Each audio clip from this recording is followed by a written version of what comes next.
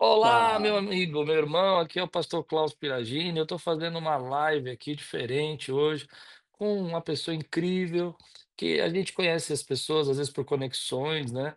Amigo de um amigo meu, querido, que hoje vai estar falando lá de Israel aqui para ministrar na nossa vida. Quer dizer, algo tremendo aqui está acontecendo agora.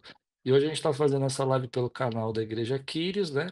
E amanhã a gente vai colocar no podcast do pastor Klaus Piragini. Então, se você está aí online agora, está entrando, seja muito bem-vindo. E se você não puder assistir agora, vai ficar gravado aí para você assistir durante a semana. Hoje eu quero convidar aqui para estar conosco um amigo que eu já considero meu amigo, que vai estar aqui na Quiris daqui a um mês no máximo, não menos, né? 20 dias, vai estar aqui conosco, o Ariel Horovitz, lá da Moriá International Center Jerusalém. Está aqui com a gente. Ariel, seja bem-vindo, meu amigo. Muito obrigado, Klaus, e uma grande honra estar aqui com você. É um privilégio para nós. Eu tenho ouvido falar de você por várias pessoas aqui no Brasil, né? Eu tive agora recentemente na Turquia e na Grécia, na viagens de Paulo, e o povo que estava conduzindo a gente lá já conhecia a Moriá, já falava da sua escola, todo o seu curso, né? Conta um pouquinho para a gente o que que é a Moriá International Center, conta para nós. Então, o Moriá International Center é uma instituição acadêmica israelense, ou seja, nesse momento, como você bem falou, estou em Israel, e que nós desenvolvemos programas de estudo, mais que programas de estudo, são experiências acadêmicas e culturais em Israel e também logicamente, online, onde nós trazemos Israel para o mundo, mas de uma forma mais de estudo, mais acadêmico, mais cultural, mais, por exemplo, tratando arqueologia, tratando estudos bíblicos. Sempre digo, das missões que tem a Moriá é trazer o contexto histórico da Bíblia, por exemplo, né? Porque, assim, Klaus, você deve conhecer muito bem o mundo dos Uhum, pastores e o mundo dos líderes da igreja, conhecem muito de Bíblia. Eu conheci pessoas que fascinantes conhecem muito de Bíblia, mas quando você começa a falar mais do contexto histórico de, por exemplo, cronologia, eu perguntar para sim, uma pessoa quando foi a invasão assíria do Reino do Norte de Israel. As pessoas ficam aí, peraí, quando, que ano, como, quando, qual a diferença entre fariseus, saduceus, essênios, aí fica, peraí, não lembro.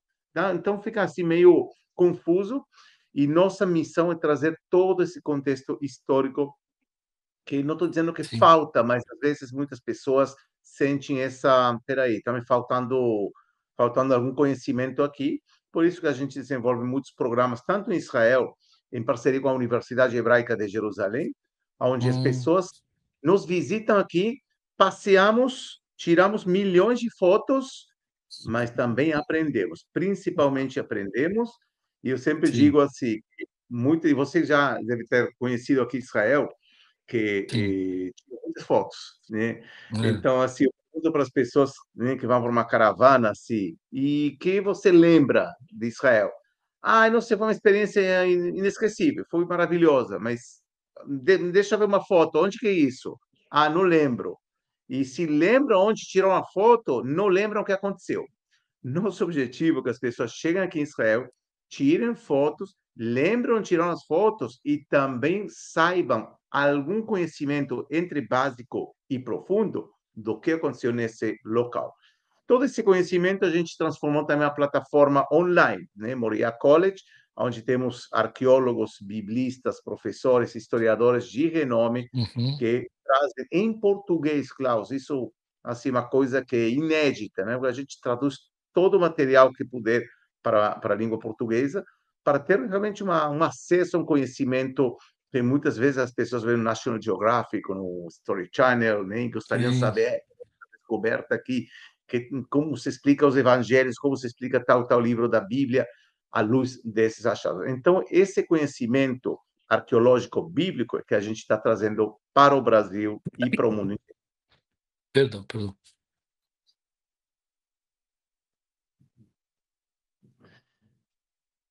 Pode falar, eu estou ouvindo. Então assim, essa nossa missão, levar um conhecimento, sempre nós falamos que nosso lema é democratização do conhecimento, ou seja, leva um conhecimento, por exemplo, um brasileiro tem acesso a um professor como Joseph Garfinkel, que é uma eminência mundial, né? Então a gente tem Uhum, vários cursos na nossa plataforma sobre os achados, por exemplo, do rei Davi. Não sei se você sabia, Pastor Klaus, que uhum. tem pessoas no mundo que acham que o rei Davi e o rei Salomão não existiram, por exemplo, que são É mesmo? lendas. Claro, e que estão dizendo, isso é mentira. A Bíblia é uma série de lendas. Inclusive, nosso amigo em comum, você falou, né, das conexões, nosso amigo em comum, professor Pastor Saião, tenho um grande carinho por ele, Também. ele estava contando outro dia que tem no Brasil toda uma moda, assim, que chegou uma moda dizendo que Jesus não existiu. E aí, gente, é uma coisa absurda, né? Não somente os crentes, logicamente os crentes acreditam, né? Mas não é questão de acreditar. Historiadores de todas as cores, de todas as religiões, agnósticos, ateus, já demonstraram a existência histórica de Jesus. Então, assim, a gente traz evidências aqui que poucas instituições no mundo, e nem falar em língua portuguesa, podem trazer. Trazemos, eu sempre digo, uma mistura entre ciência e fé, uma ponte entre a ciência e a fé, e as pessoas que desconhecem todo esse mundo das descobertas arqueológicas, das análises históricos, ficam assim surpresos, né? Uma coisa assim que realmente desvenda. Outro dia eu estava, por exemplo, na piscina de Siloé, né? Você deve conhecer o Pastor Klaus, a Hum. história, grande história do milagre do cego na piscina de Siloé, onde Jesus, né, curou um cego de nascimento. Agora eu estive lá na piscina de Siloé e eu digo assim: houve dois milagres na piscina de Siloé. Um, que acabei de mencionar, Jesus abriu os olhos de um cego de nascimento. Mas houve outro milagre no ano 2004, onde uma pessoa, acabei de me encontrar com essa pessoa que fez o milagre, abriu os olhos de milhões de pessoas ao redor do mundo. Estou falando do arqueólogo Eli Shukro, que vai estar em breve aí no Brasil, na sua igreja. Ele descobriu a piscina de Siloé verdadeira. E tem consenso hoje em dia que essa é a piscina de Siloé. É Então, mesmo, em sempre 2004? 2004. Então, dois milagres do cego aconteceram aí. Um na antiguidade, há 2000 anos, e agora um recente, onde ele estupro abriu nossos olhos. Conseguimos ver realmente a piscina de Siloé verdadeira e trazer assim, digo assim, nesse caso o Evangelho de João, né, mas pode ser qualquer livro da Bíblia, e trazer, e não somente imaginar, né? Não é questão de, imagino tal e tal coisa. É realmente ver, palpar, caminhar por esses degraus, Pastor Klaus. Eu me Uhum. emociono, pessoalmente, né? Imagina pessoas que não moram, eu moro em Israel já há 32 anos, né? Imagina pessoas que não moram em Israel, então, que não podem vir para Israel, por exemplo, o que eles fazem? Então, tem a Moriá, que traz, através da nossa plataforma online, todo esse conteúdo riquíssimo. Eu vejo isso na minha vida pessoal, como minha missão de vida. Minha Hum. missão de vida, realmente, eu deixei de uma carreira maravilhosa, uma empresa que há 15 anos atrás larguei tudo para começar com a Moriá, com essa missão. E graças a Deus estamos aí conseguindo muitos, você mencionou, né, aqui a viagem à Turquia, muita gente que está nos seguindo, está nos acompanhando, nos apoiando. Então, continuamos com essa missão aqui, com esse trajeto, para que mais e mais pessoas tenham acesso, abram os olhos também, acesso a um conhecimento que é maravilhoso. Deixa eu lhe perguntar, como é que você falou que mudou de carreira, tal, como é que você foi, criou a Moriá? Qual foi o que que aconteceu? Qual foi o insight que você teve que levou você a mudar de carreira? É assim, é um pouco bíblico isso, Klaus, porque, por exemplo, veja personagens bíblicos, figuras bíblicas, Abraão, Moisés. Abraão e Moisés eram pessoas comuns. Hoje, para nós, opa, Abraão, Moisés, Davi, gente, eram pessoas super comuns como eu, tá? Hum, E eu tive um insight. Eu sou apaixonado pela Bíblia, lembro, acho que eu tinha 7 anos, eu li uma Bíblia para crianças. Depois, quando tinha 12 anos, li um livro que se chama E a Bíblia Tinha Razão, que fala sobre arqueologia bíblica e tudo isso. E estudei história. Estudei história na Universidade Hebraica, estudei sociologia, antropologia. Eu trabalhei em uma Ó, empresa, nada a ver com história, nada a ver com Bíblia. E me chegou um contato que estava procurando para ver se eu conhecia, do Brasil justamente, se eu conhecia alguém que faça curso. Eu falei, peraí, eu trabalho em uma empresa que se dedicava, uma empresa farmacêutica, e meu trabalho aí era criar cursos, criar programas de capacitação, de formação, de treinamento. E como sou meu hobby é a história de Israel, falei, peraí, isso aqui me interessa. Comecei a falar com outro, aí cheguei à Universidade Hebraica com um projeto. O projeto foi bem aceito pela Universidade Hebraica. Estamos falando da universidade que hoje em dia é número 81 no mundo, que ganhou 9 hum, prêmios Nobel, fundado por Einstein, por Freud. E eles falam, sim, claro, vamos junto, vamos junto. Aí comecei um caminho cheio de dificuldades, né? Você, pastor Klaus, imagino, já deve ter passado por várias dificuldades na vida. sim. Abraão passou por várias dificuldades na vida, Moisés também, e outros. E comecei meu caminho. Comecei meu caminho assim como Abraão deixou Ur para Canaã. Eu comecei meu caminho de Ur para Canaã. Levou um tempo, levou uns anos, e hoje posso dizer com muito orgulho e muita felicidade, e graças também a muitos parceiros que me acompanharam nesse caminho, que criamos uma instituição agora com muitos professores de renome internacional e com apoio também da Universidade Hebraica, e assim nasceu Moriá. E muitos me perguntam por que Moriá? Tem tantos nomes. Por que Moriá? Moriá é o Monte Moriá. É o lugar mais sagrado do planeta. Não estou querendo me comparar com o lugar mais sagrado do planeta. Longe Claro. disso. Sim. Longe disso. Mas o lugar mais sagrado do planeta, Pastor Klaus, é, lamentavelmente, o lugar mais conflitivo, o Monte Moriá, o Monte do Templo, que durante séculos toda a humanidade, até hoje em dia, está brigando por controlar, né, o Monte do Templo. E a minha visão era, vamos fazer o diferente. Que Moriá não seja um lugar de conflito, de bater, de brigar, de gritar.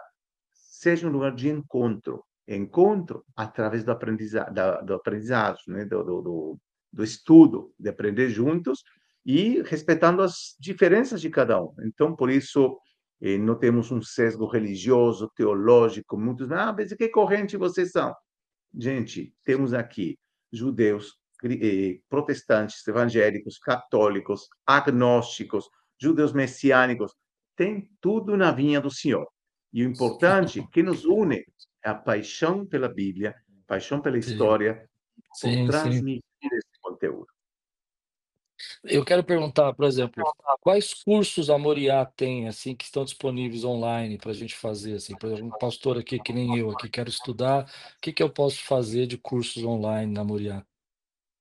Olha, hoje em dia estamos com mais ou menos uns 80 conteúdos, onde temos Uau! tanto cursos, vamos dizer, cursos clássicos, quanto documentários, que mais que documentários são, eu diria, cursos gravados em loco. A grande vantagem que nós temos aqui é que estamos em Israel. Eu pego um carro agora, eu estou a 10 minutos do Armagedon, tá? Não se preocupe, Verdade. ainda está tudo bem por aqui, tá? Eu vou avisar, eu vou avisar se tiver alguma É bom novidade. avisar, é bom avisar.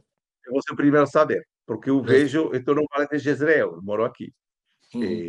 O instituto está em Jerusalém, mas eu moro a 1 hora e meia de Jerusalém. Mas, assim, enfim.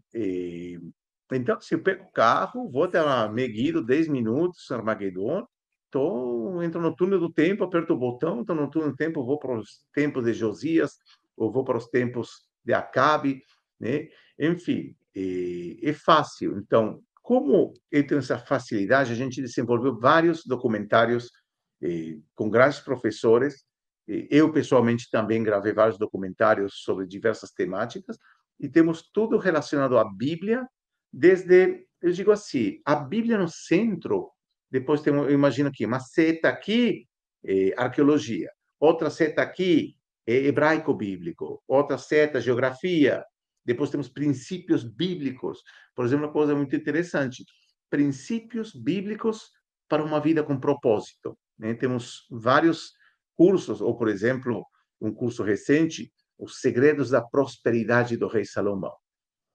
Pastor Klaus, imagino que você, Hum, como pastor, como conhecedor da Bíblia, deve concordar comigo que a Bíblia pode e deve ser o centro de nossas vidas, mas não apenas como um livro. Aqui tem várias Bíblias aqui, né?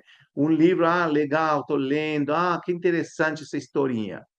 Eu vou além disso. Eu digo que a Bíblia pode e deve ser um guia para decisões diárias, ok. cotidianas. Por Sim. exemplo, negócios. Então, eu sempre dou o exemplo. Quantas vezes eu, pessoalmente, utilizei o julgamento de Salomão, o juízo salomônico, para negociar, por exemplo. Você quer 50, eu quero 20. Não, espera aí, vamos no meio. Sempre funcionou. É uma coisa assim, faz mágica. Pum, espera aí, vamos fazer salomônico. E as pessoas sorriem, é verdade, Salomão. Então, dou um exemplo simples do dia a dia, né? Como podemos chegar a Uhum, um acordo, necessariamente comercial, pode ser qualquer coisa, né? Ou como podemos utilizar exemplos de liderança na Bíblia como pastores, como não uhum. somente como pastores, e todo mundo, por exemplo, eu digo todo mundo que é pai ou mãe, o avô, já se converte em um líder. E tem muito para aprender sobre liderança na Bíblia, Sim, sim. entendendo que, né, todos. Na minha antiga profissão, eu dava aulas sobre liderança, né? E utilizava muito a Bíblia, liderança na Bíblia, para empresários, líderes. Eu viajava muito para Angola, viajei para México, para diversos lugares, Estados Unidos. E eu perguntava assim, quando eu começava a aula, assim, eram, sei lá, 100 pessoas. Eu quero que levantem a mão aqueles que se consideram líderes. Olha, 100 pessoas, 5, 6, 8. Por quê? Porque as pessoas achavam líder, sabe? Tem que ser aquele, não sei, Martin Luther King, na varanda, casa de governo, um líder que fala, Moisés, que fala o povo. Sim, Eu digo, não, gente, um pai, um líder, automático. Você tem um filho, pronto, você é líder, acabou da organização mais simples. E a Bíblia pode nos ajudar a ser melhores pais, melhores mães, melhores líderes. No caso, liderança, mas pode ser em qualquer outro aspecto da vida. E sim, nesse sentido, eu acho que temos muito em comum, você como líder religioso, como pastor, e eu como historiador ou professor, de utilizar o texto bíblico para o dia a dia, mais do que as pessoas imaginam. sim. Deixa eu perguntar, você está em Israel há 32 anos, você era de outro país, qual era o seu país? Você fala muito bem português, né, mas não é o Olha, português de é, Portugal, né. não, não. Português de Portugal não consigo entender, sinceramente. Cada viagem para Portugal, pedir um É, café para mim é perguntar duas vezes como, é assim, até eu acostumei a ouvir. Mas eu sou argentino, sou inocente, não, ah, não é minha culpa, Klaus, peço não, mas eu não desculpa. tenho nada contra argentino não. Futebol aqui É, isso é verdade, isso é um problema sério. é um problema sério, mas eu estou melhorando a raça. Eu casei com uma brasileira, que além de ser Ah, minha esposa, é minha professora de português. Então ela está você fala muito permanentemente bem, corrigindo. você fala muito E até bem, que aliás, agradecer muito aqui bem. a professora é a que fez o trabalho. Mas, assim, espanhol e português são parecidos, então não foi difícil. É, mas o seu sotaque, a sua pronúncia é muito boa, né, interessante. E aí vocês decidiram mudar para Israel há 32 anos atrás. Quanto tempo você está em E Israel? eu eu conheci ela aqui, mas, eu eu estou com 53 anos, ou seja, vim com quase 21, um moleque. Eu decidi, quando cheguei aqui, estudar na Universidade Hebraica. Me formei em História do Povo de Israel, Sociologia e Antropologia.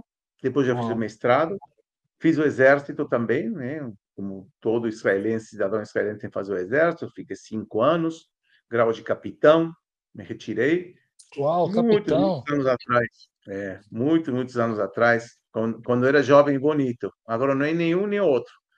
Mas, mas Não, assim, tá bonito. a Nós vida temos nos quase a leva. mesma idade, eu tenho 54, então a gente está na Ah, mesma, sério? um ano Você é mais do ano velho. 70. Eu sou de Ano 71. 71, 71. Isso, É, sou 71. 72. Que Ah, muito legal. bom. E assim a Vamos vida nos falar um leva para pouquinho diversos lugares. vamos É. falar um pouquinho sobre arqueologia bíblica. O que que você tem visto aí em Israel? O que que você tem para trazer para a gente? Vai ter o congresso agora, né? O congresso é 6, 7 e 8, não é isso? De setembro 4 a agora. 6. 4 a 4 a 6 de 6. setembro. Perdão. Isso. 4, 5, É 6. quinta, sexta e sábado, claro. É. E o que que você Então, tem visto aí de arqueologia para Jesus é real? Vamos lá, Jesus é verdadeiro, Jesus né? é real, pessoal, podem ficar tranquilos. Jesus existiu. Eu vou te falar mais do que isso, pastor Klaus. Tem mais provas da existência de Jesus que de Júlio César ou Alexandre o Grande. Agora, você conheceu alguém, alguma pessoa que fale Júlio César ou Alexandre o Grande não existiram? Ninguém vai Não. falar isso. Tem muito mais provas sobre Jesus, provas extra-bíblicas. Nem falar dos evangelhos, né? Os evangelhos são, não são livros de história, como a gente conhece hoje a história, está claro. Mas a gente pode obter muita informação histórica verdadeira, comprovável, tá? Então, nesse sentido, não tem dúvida da existência de Jesus. É absurdo dizer uma coisa assim. E, agora, do ponto de vista arqueológico, sobre Jesus, dizer, olha, você encontrou uma inscrição que diz aqui morava Jesus, felizmente. Não, isso não existe. Mas, quando você caminha por Cafarnaum, você caminha por Magdala, além da questão espiritual, eu estou falando de história, de pedras. Olha, o contexto bate perfeitamente. Eu posso desenhar, por exemplo, o caminho, né, que fez Jesus de Nazaré a Galileia, por exemplo. O porquê? É uma pergunta. Por que Jesus foi para Cafarnaum? Por que não foi para Jerusalém diretamente? Por que não foi para Tiberíades? Tem tantos lugares para escolher. Por que Cafarnaum? Tem uma explicação sobre isso, uma explicação histórica, né? Cafarnaum era um lugar de fronteira entre as tetrarquias de Herodes Antipas e Herodes Filipo, né? Dois filhos de Herodes, que estavam aí, né? Na mesma, vamos dizer, região do norte de Israel atual, e era um lugar que tinha muita movimentação. Então, tem uma explicação lógica, geográfica, histórica, política, que nos permite entrar, nos trasladar aos tempos de Jesus e entender a parte humana da Bíblia. Ou Uhum. seja, Jesus de Nazaré, espera aí, ele existiu, era um ser humano. Ele foi caminhão, foi para lá, foi para cá. Por que não foi para Tiberíades? Tem sobre isso explicações muito convincentes. Ou seja, temos aqui um contexto que nos ajuda a entender as páginas, nesse caso, dos evangelhos. As pedras, por exemplo, em Magdala, lugar de nascimento de Maria Madalena, se encontrou uns quase 20 anos atrás uma sinagoga. Sinagoga da época de Jesus. Agora, nós lemos nos evangelhos que Jesus estava na sinagoga. O que ele fazia na sinagoga? Alguma Uhum. vez alguém se perguntou como era essa sinagoga? Que função tinha? Por que ele debatia com pessoas aí? Isso temos tanta informação sobre sinagogas da época de Jesus que nos permite complementar essa informação que muitas vezes uma leitura simples não nos permite visualizar. Então, por isso vem a arqueologia bíblica que nos permite de alguma forma eh, palpar essa realidade, não apenas imaginar como devia ter sido, palpar, ver com os olhos, tocar. Então, isso é uma contribuição que a arqueologia tem não somente na época de Jesus, né? Podemos ver, por exemplo, trechos da Bíblia, versículos bíblicos que falam sobre julgamento. Como era o julgamento na época bíblica? Como, como era? Como acontecia isso? Você vai para um lugar chamado Tel Dan, parece um parque temático isso.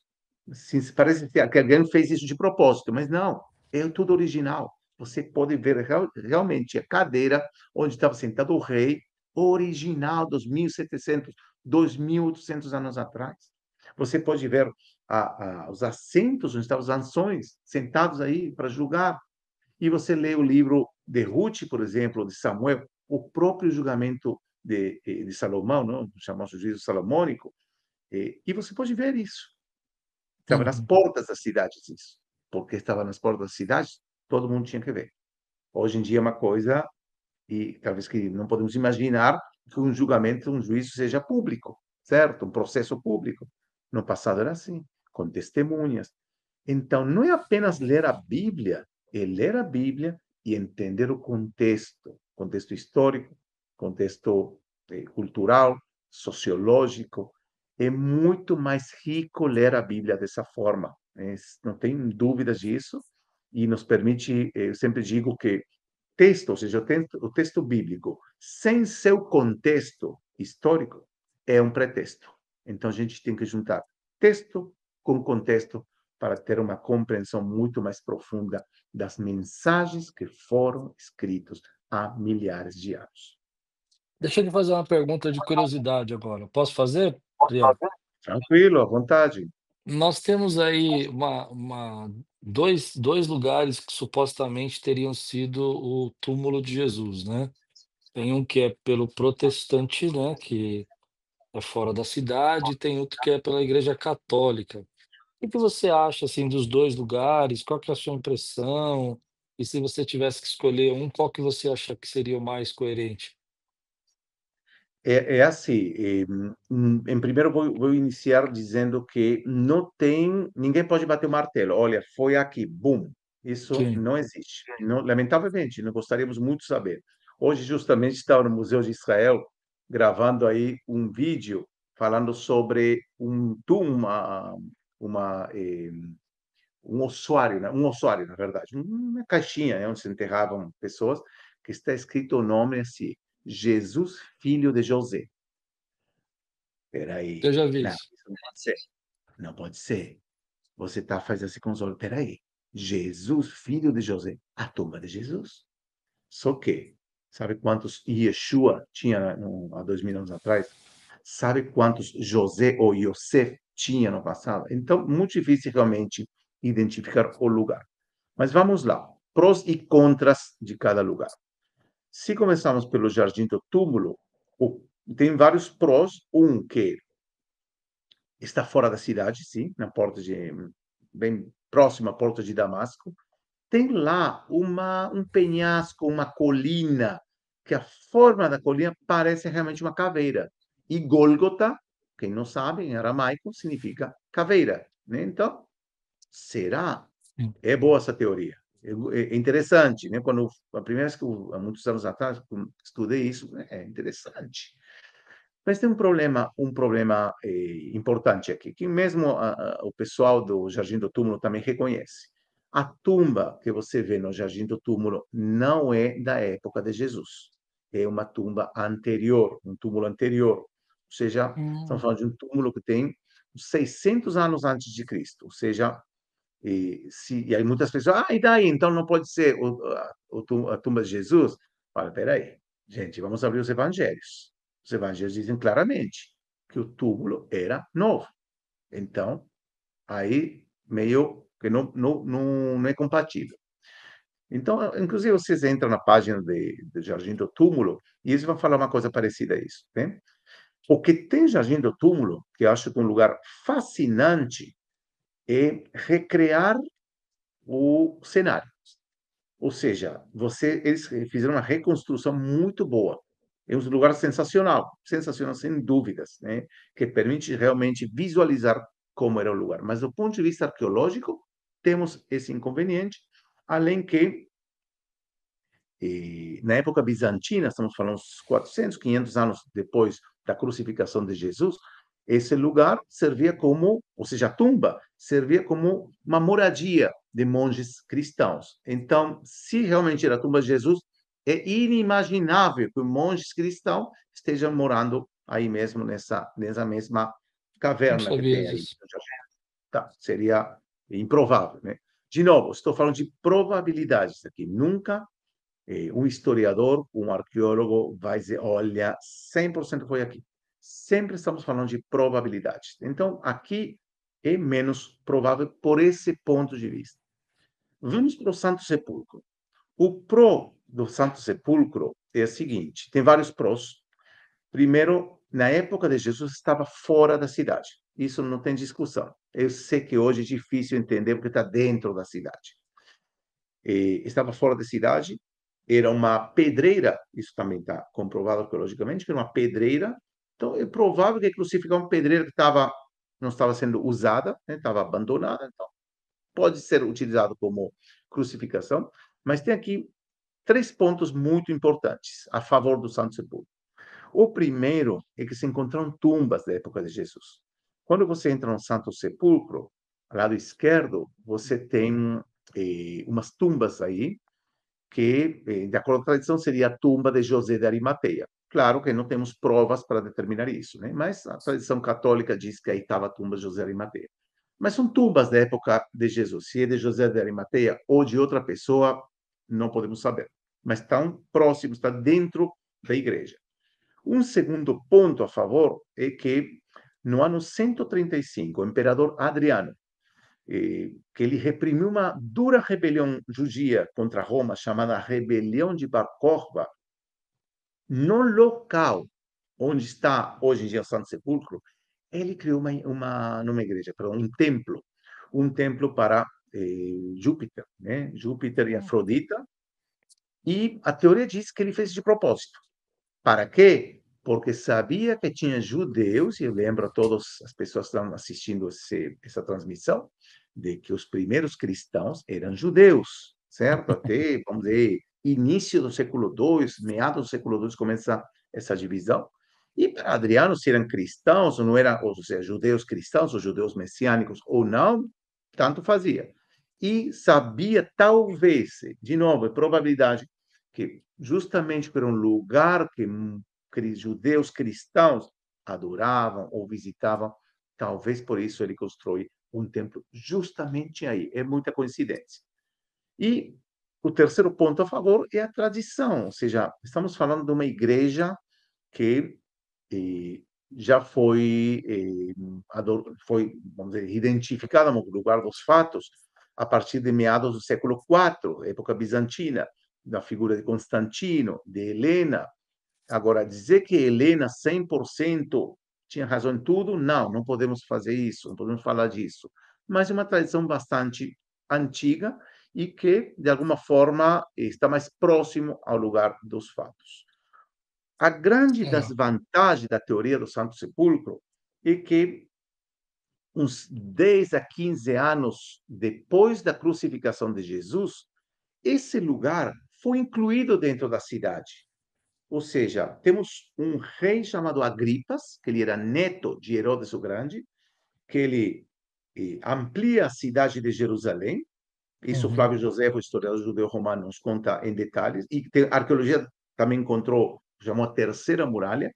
Então, não tem lógica que um cemitério esteja dentro da cidade que Agripas ampliou. Então, isso meio que deixa, né, um pouco uma sombra de dúvida. Porém, devo dizer que, não quero dizer que todos os especialistas, mas boa parte dos especialistas tem preferência pelo Santo Sepulcro em comparação com o Jardim do Túmulo, e tem alguns que falam, olha, não sabemos onde está. Sim. Pessoalmente, concordo com a maioria dos especialistas que tem certa preferência ao Santo Sepulcro, mas, de novo, não temos 100% de segurança. Eu não conheci o Santo Sepulcro, eu conheci só o Jardim do Túmulo, mas muito legal, Hum, assim, interessantíssimo isso, né? Não sabia de tudo isso. Você falou de uma das pessoas que eu acho que pouca gente conhece, né? Que é a história da Helena, né? Mãe de Constantino, né? Conta um pouquinho pra gente da história dessa mulher, da importância dela para a arqueologia, de tudo que ela foi atrás para descobrir. Por exemplo, eu estive num mosteiro no Egito, né? Lá no pé do Monte Sinai, Sinai. que é homenagem a ela, porque ela que foi procurar. O que que você acha disso? Então, assim, Helena, a mãe de Constantino, ela se converte ao cristianismo antes que o filho dela. O filho dela se converte ao cristianismo já quando estava agonizando, né? Estava já quase aí a um passo de morrer. E aí ele se converte. Mas Helena é uma cristã devota, então eu gosto de chamar ela a primeira arqueóloga, né? Sem ela saber que era arqueóloga. Ela veio aqui principalmente à procura de achar, né? Essa, vamos dizer, a crítica, se podemos dizer, contra Helena, que ela veio achar, né? Que procura acha. Mas mas ela veio a pesquisar, ou seja, logicamente que a motivação dela era uma motivação teológica, né? Querer encontrar os lugares onde, principalmente, não somente toda a Bíblia, mas principalmente Jesus nasceu e morreu. Fato é que ela, em Belém, também cria, né, ou funda, ou construi uma igreja. Hoje em dia temos pouco para ver da Basílica original de Helena, mas justamente o lugar de nascimento e o lugar de sepultura estão vinculados com Helena. Ela também constrói uma igreja na região de Hebron, perto de Hebron, e também uma igreja que se chama, hoje em dia há vários anos, né? Pater Noster, que está no Monte das Oliveiras. Enfim, podemos dizer sim que não é uma arqueóloga nos termos que a gente conhece hoje, não era cientista, não vem aqui fazer um trabalho, olha, deixa eu ver, analisar com o laboratório, não. Uhum, Perguntava um, perguntava outro, e podemos sim levar algumas coisas a sério e outras não. Tem também em volta da história de Helena muito mito também, muita história sim, né? Que, por exemplo, temos a figura de Eusébio de Cesareia, que ele era um dos pais da igreja, né? Dos primeiros pais da igreja, que ele conta tudo isso, né? E, logicamente, ele, né, aumenta um pouco a figura de Helena e um pouco. Ele tem, por exemplo, como encontrou a cruz verdadeira. Tem uma história como encontrou a cruz verdadeira e tem realmente um relato um pouco mítico, né? Tinha uma pessoa que morreu e, de repente, a cruz tinha três cruzes, querendo saber qual era, e tocou aquele, né, falecido, ou falecida, na verdade, tocou a cruz e ressuscitou. Então, aí se soube que essa era a cruz verdade. Ou seja, de um ponto de vista histórico, não entra já em temas teológicos que a história não trata, né? uhum. Então, mas sim, sem dúvidas, podemos dizer que foi a primeira pioneira, né? Mas é curioso, sabe, que no século XIX, os primeiros arqueólogos também eram teólogos, também tinham uma motivação religiosa. E graças a eles, porque eles queriam encontrar os lugares da Bíblia, estavam loucos, será, pessoas como Wilson e Warren e outras figuras ingleses, alemães, franceses, motivados pela religião, mas eles fizeram um trabalho, vamos dizer, mais profissional, porque é século XIX, e que deu também a base para o que está acontecendo hoje em dia no século XX, século XXI, que já temos uma arqueologia como uma ciência, uma disciplina muito séria, objetiva, e que tenta trazer à luz achados arqueológicos, nesse caso, né, achados arqueológicos bíblicos. Qual foi o achado, assim, que você mais ficou impactado, assim, no seu estudo, assim, arqueologicamente falando, que você Ah, fala: "Isso aqui me marcou, isso foi importante para minha vida, para a maneira como eu vejo a arqueologia"? Teve algum, assim, que você ficou marcado? tem muitos. Só falar de alguns me emociona até, né? Mas É mesmo? me emociona. Hoje, por exemplo, estava no Museu de Israel e me emociona. Cada vez que eu vou para o Museu de Israel, que tem a setor da arqueologia bíblica, tem uma peça que me deixa, me arrepia, que é a bênção sacerdotal. A bênção sacerdotal que aparece em Números 6, né? É o texto bíblico mais antigo que já foi encontrado. E data de há 2.600, 2.700 anos atrás. Era um Uau! texto, olha que interessante, pastor Klaus, né? E tem a gente tem um professor na equipe que ele diz assim, como é que ele disse? Eh, Na época bíblica não existia Bíblia, certo? Sim. Não existia. Na época de Moisés tinha Bíblia? Não. Na época de Jesus tinha Bíblia? Não, tinha alguns livros aí que já estavam canonizados, mas não existia o conceito de um compilado livro. Então veja que há 2.600 anos atrás já tinha uns versículos aí que depois entraram na Bíblia, que eram considerados sagrados, que é a bênção sacerdotal. Então, cada vez que eu penso nisso, é uma emoção muito grande. Quando eu vejo aí essas foram escritos, foram, vamos dizer assim, achados em forma enrolados em cobre. Levou muito tempo desenrolar tudo isso para não prejudicar. E de repente, imagina a cara dos arqueólogos quando viram isso, né? Que Deus te proteja, que te ilumine. Então, é profundo, é uma mensagem que eu sempre digo, os antigos nos deixaram para nós hoje em dia, e que os arqueólogos trouxeram à luz, para que Sim. nós possamos ler as mensagens das pessoas do passado, as pessoas da época bíblica. Então, um achado que pessoalmente me marca, me emociona, e eu fico assim, eu sou um fanático da Bíblia, assim, no sentido que né, é uma coisa assim, realmente emocionante. Deixa eu te Então, perguntar esse sobre lembra isso. Você falou que é fanático da Bíblia, né? claro, A gente está vivendo um tempo assim que a Bíblia é muito criticada, né? Aqui no Brasil, eu não sei como está em Israel, mas aqui tem muita gente assim. Eu já vi artistas, filósofos. Não, a Bíblia é um livro arcaico, é um livro, um livro retrógrado, sectário, um livro que perigoso no sentido de violência, tal. Eu tenho para mim, claro, eu sou pastor, né, então eu tenho para mim que isso é uma leitura enganosa da Bíblia, uma forma errada de ler a Bíblia, né. A pessoa está lendo um viés de hoje, né, de 2000 anos depois de Cristo, tentando entender um texto que foi escrito 2700 anos, 2000 anos atrás, assim como a bênção sacerdotal, né. Que você acha desse movimento, né, de falar que a Bíblia não é um livro verdadeiro? O que você pensa disso? Ou que não é bênção?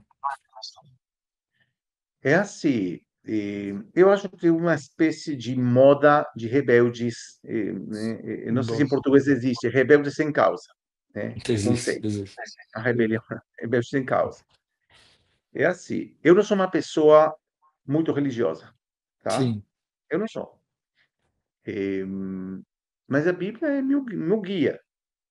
Agora, que outro livro existe que se compara com a Bíblia?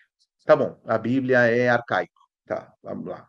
Que outro Bíblia? Que outro, perdão, que outro livro tem que pode nos guiar? Não tem. é verdade.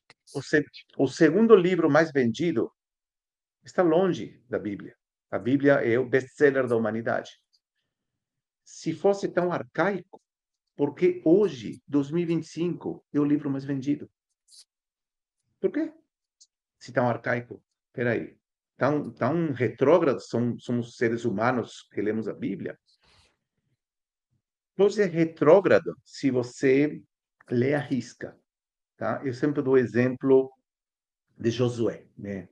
Josué veio, conquistou, fez, está escrito na Bíblia, matou, fez, tá, tá, tá.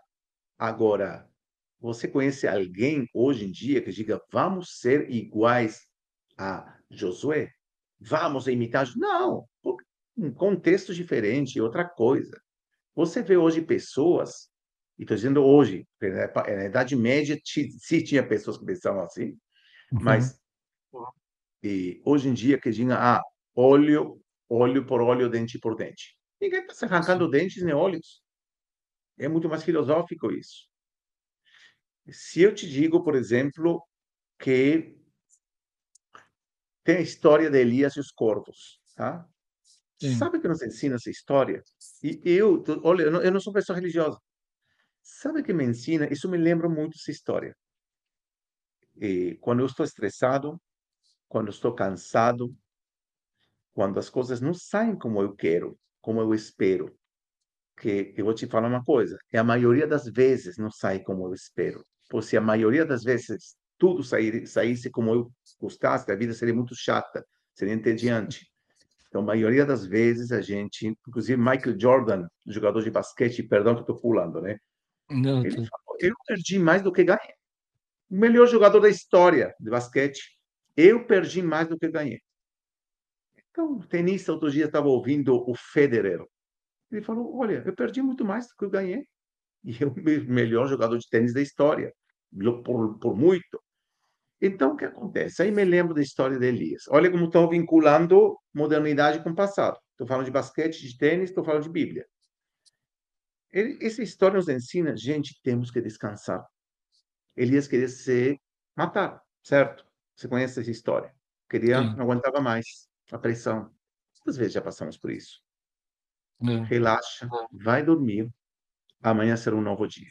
E os corvos vão te alimentar. Os corvos pode ser sua esposa, pode ser um amigo, pode ser o seu filho, sua filha, pode ser a geladeira que você abriu e encontrou uma coisa gostosa. Você entende? Olha como estou levando para a modernidade. Mencionei Abraão. Você tem sonhos?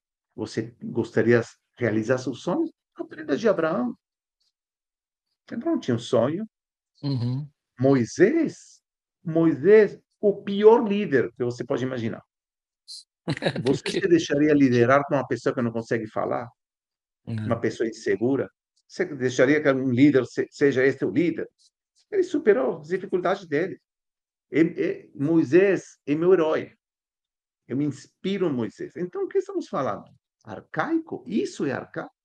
Essa é a vida diária. E que muitas pessoas também religiosas não conseguem enxergar.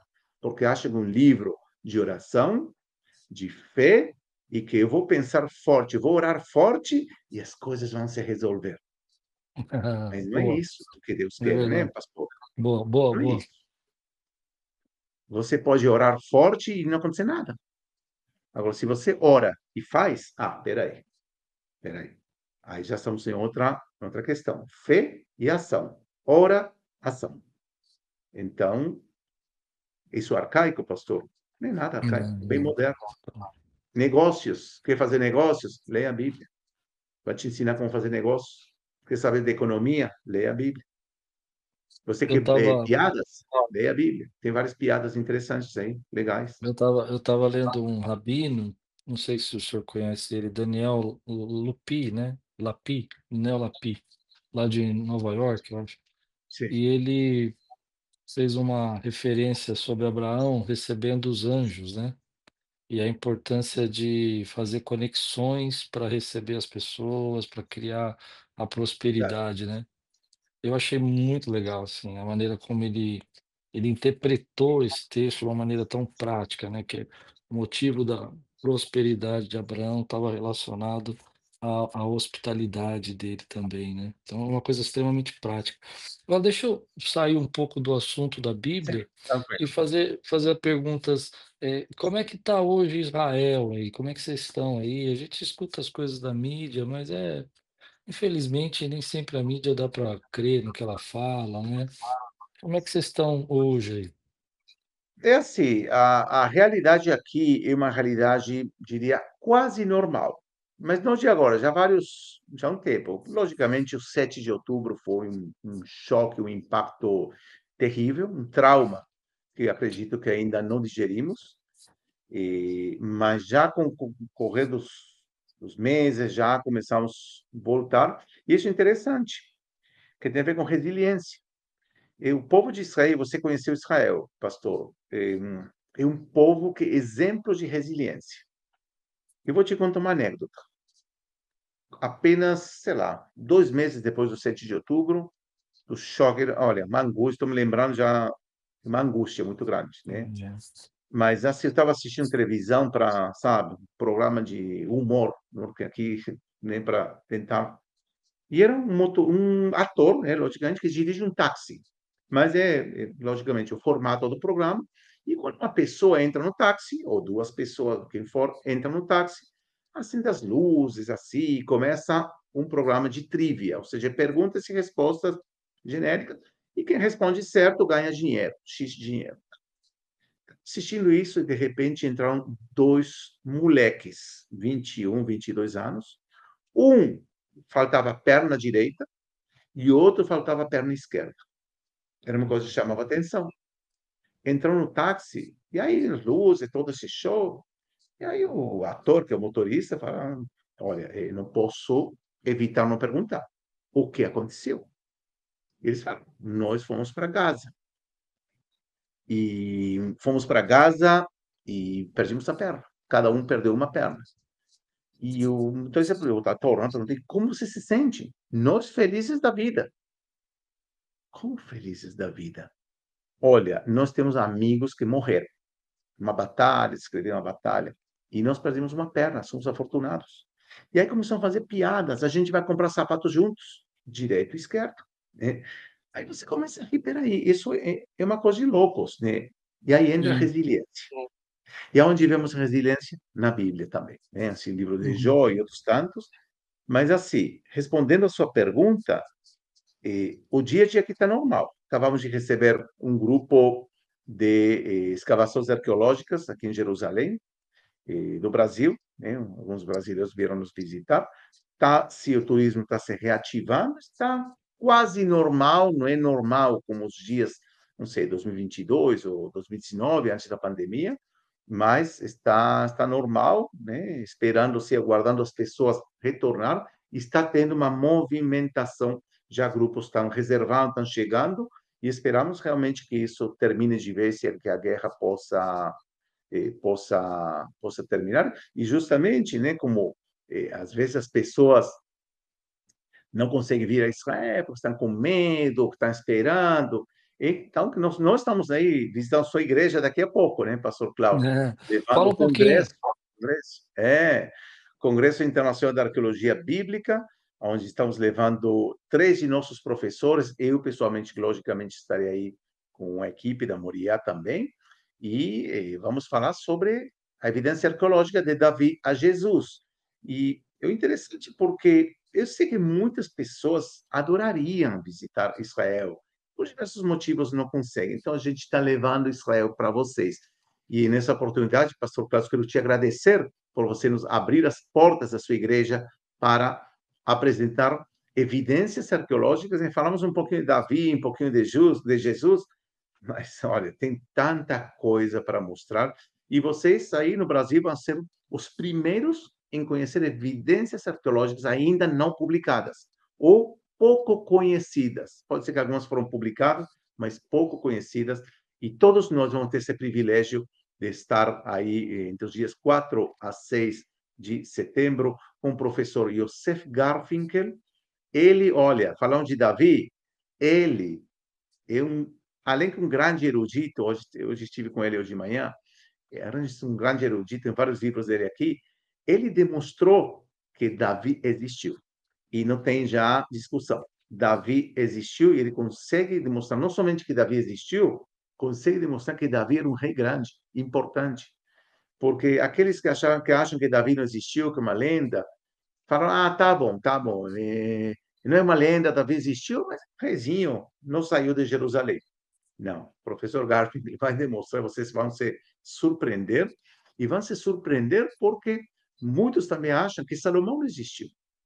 Esperam aí essa palestra do professor Garfield vai demonstrar como podemos Ó, ver que Salomão foi uma figura real, ou pelo menos o templo de Salomão, né, foi um templo verdadeiro que existiu.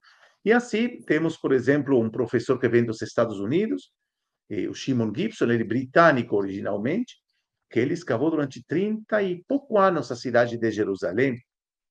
Ele vai trazer, olha, achados que são incríveis sobre João Batista. Poucas vezes se fala sobre a figura de João Batista do ponto de vista arqueológico. João Batista, Jesus em Betesda, no tanque de Betesda, ele vai falar também sobre a casa de Caifás. Onde estava a casa de Caifás? E recentemente, olha, ele mandou aí no WhatsApp, há uns 2 meses atrás, um artigo que saiu fresquinho sobre um achado que ele. Eu não quero falar para, né, não, não, não queimar aí o spoiler, né? uhum. Mas ele achou no Monte Sião, em Jerusalém, uma inscrição que é emocionante, né? Ele vai estar apresentando isso na sua igreja, Pastor Klaus. Que legal, é um privilégio. E o Eli Shukron, que mencionei antes, aquele do milagre da piscina de Siloé. Ele encontrou as próprias mãos a piscina de Siloé. Então, ele vai estar Sim. mostrando aí, não somente sobre a piscina de Siloé, mas também sobre achados na cidade de Davi que poucas pessoas conhecem, né? Então, assim, é um convite para todos os amantes da Bíblia que desejam ter uma leitura mais profunda do texto bíblico, através de achados arqueológicos que nos dão luz ao texto bíblico, uma luz muito bonita, por certo. Para nós é um privilégio, Ari, é um privilégio receber você, professor, doutor, né? É uma alegria receber toda essa equipe. Eu me sinto agraciado por Deus por receber vocês aqui. Até porque a gente vai estar aqui na minha casa recebendo homens ilustres aí que descobriram tantas coisas importantes e aprendendo com vocês, né. Eu tenho chamado todos os pastores aqui que estão comigo aqui, todo o grupo, porque eu acho que vai ser uma oportunidade única para nós aqui, né. Eu já tive em Sem Israel, dúvida. mas a maioria não foi, não conhece, muita gente não foi, né. De repente chegar aqui e ver tudo isso, né, vai ser sensacional, sensacional. É um E temos privilégio. também nossos representantes brasileiros, bastaram, já mencionado o amigo em comum, professor pastor Luiz Saião, e vai estar também o diretor da Faculdade Pioneira Batista, que também apoia esse evento, que vão estar palestrando sobre temas que têm a ver nessa conexão entre Bíblia e arqueologia, né? Entre a teologia e a arqueologia. Muitas vezes as pessoas dizem, ah, são duas disciplinas que diferentes. Não, se complementam e se complementam muito bem, melhor do que as pessoas imaginam. Então, eles vão estar também palestrando no nosso evento. E as palestras, uma coisa interessante, Pastor Klaus, que as palestras vão ser em inglês, dos professores estrangeiros, mas cada um vai ter aqui um fone de ouvido, ouvindo a tradução simultânea, com tradutores que são top. A gente já trabalha 5 anos com eles, que eles fazem arte da tradução, tradução perfeita do inglês ao português, portanto, vocês vão ter acesso realmente Isso é aqui a um sensacional. conteúdo riquíssimo. Isso é sensacional, essa questão da tradução simultânea é para gente que às vezes tem dificuldade de entender algumas palavras e tudo, isso é Claro. incrível, né. Incrível, maravilhoso. Professor, é uma honra receber vocês aqui. Queria agradecer você pela essa live que a gente está fazendo, já chegamos a 1 hora aqui, graças a Deus, passou Olha voando, só, né, eu nem vi o passou tempo voando. passar, passou Eu voando. ficaria mais Que 1 hora conversando com você, pastor é Cláudio. Realmente Eu muito não sei agradável. se você tem alguma outra consideração, alguma ideia, algum toque aqui para os nossos que estão ouvindo a gente, alguma coisa que está no seu coração. Fica à vontade agora para a gente fazer o fechamento de tudo isso. Sim, não, é convidar a todas as pessoas que, assim, já estamos nas últimas vagas, né. Você já está bem dentro dos detalhes aí, estamos realmente com as últimas vagas, você, sabe exatamente quantos lugares tem no salão principal aí, então já estamos nas últimas vagas, há 3 semanas mais ou menos do evento, então pessoal, convido todos vocês que estão em São Paulo, ou inclusive a gente está recebendo pessoas de fora, inclusive fora do Brasil, que estão vindo, também pessoas que falam espanhol. Então, entrar, acessar nosso link, né, nosso site congressoarqueologia.com e fazer a inscrição quanto antes. E vocês vão me agradecer no final de contas. Realmente um evento que vai, assim, eu falo aqui bem por cima, mas é muito mais profundo, emocionante, e eu tenho certeza que vão aproveitar. E também oportunidades que estão chegando no Brasil, 3 eminências, que é só colocar no Google, sabe? Yosef Garfinkel, Eli Shukron, Shimon Gibson. Shimon Gibson tem aqui o livro dele autografado, né? Que foi um best-seller. Entendeu? Então, assim, eu se fosse tivesse em São Paulo, amante da Bíblia, vai. E além disso, vamos ter stand, vai ter bastante coisas assim ao redor do Congresso. Vale a pena, 4 a 6 de setembro. E para mim vai ser uma grande honra não só encontrar você pessoalmente, Pastor Klaus, mas também encontrar cada um dos participantes nesse evento internacional, único realmente no Brasil. Vai ser um privilégio. Eu acho que quem está aqui perto, perder é lamentável, né, porque ela está aqui do lado, né. Eu É. tenho recebido amigos aqui, porque a minha família é de Curitiba, tem gente vindo lá de Hum, Curitiba, vai ficar até na minha casa lá hospedado para poder assistir o que bom. congresso, ver a importância, né, disso, né. Falou: Claro. "Não, estamos indo para aí, separa um quarto aí que nós estamos chegando, que a gente quer fazer parte". Então o pessoal indo lá de Curitiba, tem gente aqui do perto, Que tá legal, perdendo, né. Isso é um que legal. privilégio para nós. Foi um prazer te conhecer, professor Ariel, foi um prazer te conhecer, por tudo que esse trabalho incrível, e espero em breve poder aí ver o Moriá aí em Israel, eu quero ver se a gente vai um dia aí conhecer todo o teu instituto aí, fazer uma live aí de dentro do instituto, vai ser muito legal. Legal, Privilégio, boa ideia. privilégio. Com certeza. Vai ser você nosso convidado de honra aqui em Israel, em Jerusalém, e sempre será muito bem-vindo. Você tem um amigo aqui na Terra Santa. Então, muito obrigado por esse convite, por Obrigado. esse diálogo, e a gente se vê em breve, Vamos dar um abraço aí É, em breve, conversando, tomando sim, um café e continuar esse bate-papo aqui. Muito obrigado. é. A gente já se vê antes, né, a gente vai se ver antes, vai ser muito bom. Claro, claro, claro, com Deu certeza.